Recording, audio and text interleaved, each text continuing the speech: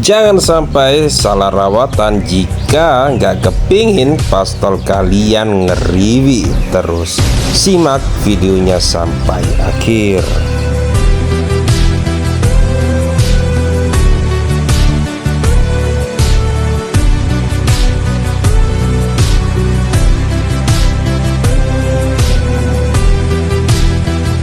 Assalamualaikum warahmatullahi wabarakatuh, teman-teman. Jumpa lagi bersama Serdadu. Kali ini kita akan membahas tentang kenapa murai pastol tidak kunjung gacor. Bongkar materi bahkan ngeriwi terus. Banyak faktor yang mempengaruhi, yaitu yang pertama, malnutrisi. Terjadinya malnutrisi atau kebanyakan nutrisi, atau yang diasup juga bisa kekurangan nutrisi. Itu juga bisa mengakibatkan burung itu ngeriwi terus, birahi tidak kunjung dapat. Terus yang kedua, pola rawatan yang tidak sesuai dengan karakter. Burung yang gak kuat dijemur malah dijemur kenceng-kenceng terus. Bahkan sebaliknya, burung minta dijemur tapi dikerodong terus. Lah itu bisa mengakibatkan burung itu terlambat dapetin birahi, teman-teman. Terus yang ketiga, memasuki transisi birahi, karena pada saat trotol bermutasi ke bulu dewasa, birahi masih naik turun, teman-teman. Jadi teman-teman harus menyadari bahwasannya burung pastol itu masih masa transisi birahi, teman-teman. Jadi jangan diupayakan seperti burung-burung yang sudah mapan secara umur.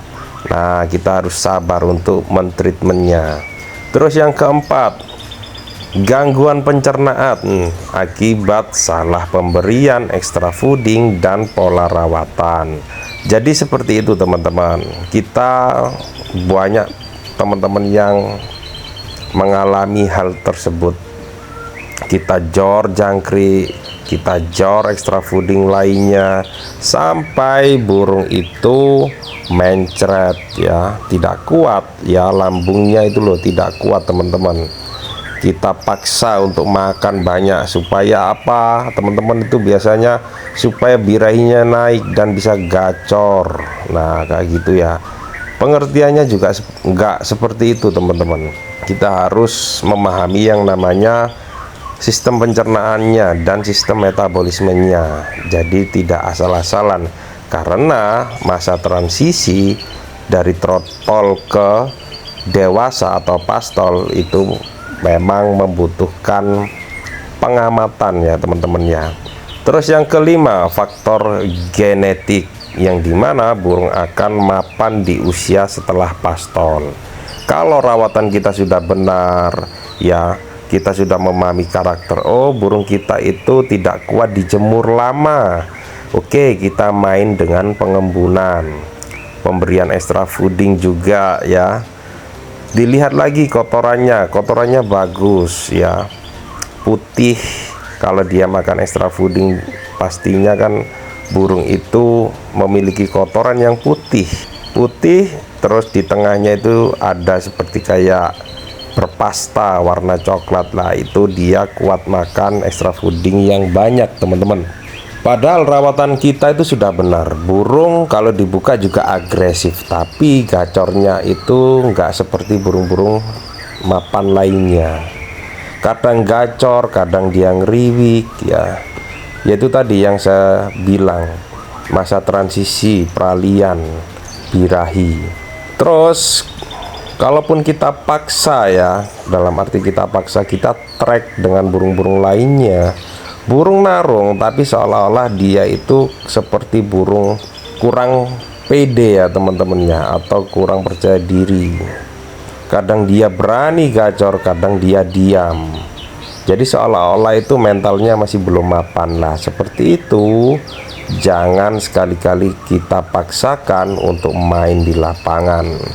Karena apa? Burung pada saat dilombakan, apalagi kita ngomongin pastol, Yang dibutuhkan adalah kesiapan mental, teman-teman. Jangan sampai kita berasumsi bahwasannya burung sudah berganti bulu dewasa, pastinya burung itu siap. Jangan ya teman-teman ya. Dari segi umur aja burung kita masih remaja ya, masih banyak yang dibentuk, mulai dari karakternya, fisiknya ya, pola rawatan yang benar sesuai karakter. Itu dulu kalau kita ngomongin pastol. Terus pertanyaannya, Om, apakah ada burung pastol nampil istimewa seperti burung mapan? Banyak ya teman-teman ya, bukan nggak ada, banyak sekali ya. Seperti contoh kita kalau ngomong burung-burung nasional seperti kayak Avatar ya, itu dulunya burung-burung pastol, tapi dia berani tampil di event-event nasional ya. Bukan berarti dia tidak boleh dikantangkan pada saat usia muda, ya boleh aja, asalkan kita tahu karakternya ya teman-teman ya. Kita memahami karakternya, tidak yang di mana itu kalau burung sudah nampil di usia muda, kadang kita itu yang berambisi, kepinginnya setiap minggu digantang terus. Akhirnya apa? Mentalnya terkikis teman-teman. Dan kebanyakan kalau terjadinya nanti pada saat mabung, setelah mabung, banyak burung-burung yang rewel karena apa? Yaitu tadi, di usia mudanya dia diterpa dengan burung-burung yang sudah mapan ya, mentalnya juga terkikis ya. Maka dari itu kalau kita ingin memberikan pelajaran ke pastol atau kita mengajari pastol, kita harus step by step. Kalau menurut saya, sepengalaman kita sendiri, paling aman itu 1 bulan sekali kita bolehlah kita ajak jalan-jalan di lapangan untuk mengenalkan suasana lomba. Jadi nggak harus kita mainkan ya teman-teman ya. Jadi seperti itu. Kalaupun kita kepin main, boleh sesekali, nggak masalah. Kenapa kok kita anjurkan seperti itu? Biar burung kalian yang punya potensi bisa dibuat main jangka panjang.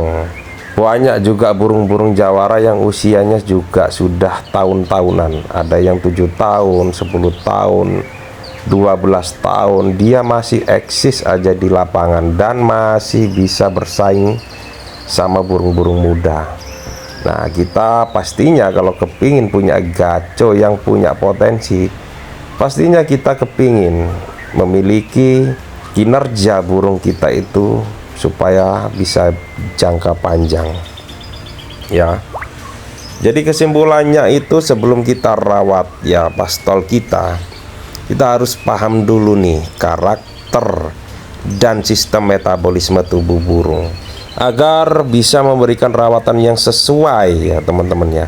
Karena syarat burung gacor harus ada birahi dan burung sehat secara pencernaan dan metabolisme. Jadi seperti itu teman-teman. Jadi nggak asal kita rawat burung. Sama halnya kita lah, manusia. Setiap manusia punya karakter dan sifat masing-masing. Terus kalau kita ngomong hal lain, apa makanan yang disukai, sama halnya kita juga manusia, kita suka makan soto ya, bukan berarti kita nggak mau rawon. Tapi kalau kita diberikan soto, pasti makannya lahap. Contohnya seperti itu. Contoh lagi, kalau kita itu makan dengan porsi 1 piring itu sudah cukup dan kenyang, dan nanti dibuat kerja itu tidak malas dan ngantuk, itu sudah cukup. Tapi kalau kita makan 2 porsi atau 2 piring, kita benar-benar kenyang, saking nafsunya kita makan, akhirnya kita kekenyangan. Akibatnya apa? Kita menjadi ngantuk, males ya. Akhirnya apa? Aktivitas terbengkalai. Sama halnya kita ngomongin murai batu teman-teman. Bukan berarti kita jor dia nggak mau makan, pasti dia makan. Tapi pertanyaannya, setelah kita berikan extra fooding, apa yang dihasilkan? Apakah burung itu agresif? Apakah burung itu enak kerja di lapangan? Ataupun sebaliknya? Nah, itu yang harus kalian perhatikan. Jadi nggak harus kita jor jangkrik atau jor extra fooding. Harus ada alasannya teman-teman. Seperti yang saya jelaskan di awal tadi, burung kalau kuat makan banyak ya, pastinya kotorannya itu bagus, berpasta. Kalau makan fur kelihatan bentuk fur kering kayak gitu ya. Kalau makan extra fooding banyak, lah itu biasanya kotorannya putih dan di tengahnya itu ada seperti coklat-coklat ya, seperti kayak cacing kayak gitu ya. Lah itu sistem pencernaannya itu aman, dia makan banyak. Terus juga sekali lagi ya teman-teman ya, usia-usia muda atau pastol ya, boleh kita kerodong, boleh.